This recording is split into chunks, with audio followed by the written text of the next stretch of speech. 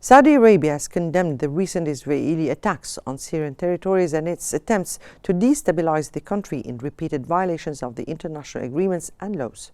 The Saudi Ministry of Foreign Affairs expressed its condemnation and denunciation of Israeli occupation forces' bombing of several areas in Syria and their attempts to destabilize its security and stability in repeated violations of relevant international agreements and laws.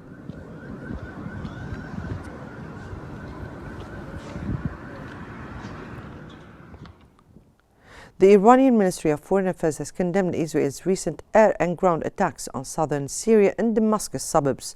Spokesperson Ismail Baghai warned of Israel's ongoing expansionist action in Syria, and the international community and the Muslim countries urged them to take decisive measures against these violations. He emphasized that Israel's occupation of Syrian territories and sovereignty breaches are acts of aggression, calling for a swift UN Security Council response to restore peace and security.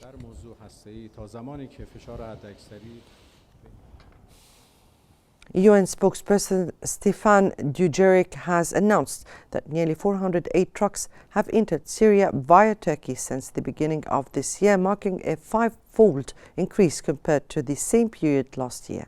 He added in his statements that the United Nations and its partners continue to provide humanitarian assistance as long as security, logistical and financial conditions allow, but he warned that the scale of destruction remains enormous.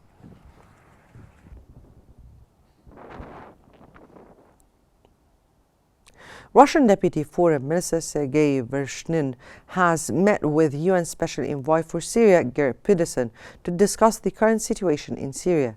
The Russian Ministry of Foreign Affairs stated that an in-depth discussion took place on the full range of issues related to Syria, including the current situation on the ground, the tasks of international humanitarian assistance to Syria, and the strengthening of inclusive political process led and implemented by the Syrians themselves with the support of the United Nations. So I'm looking forward to extensive and hopefully good discussions.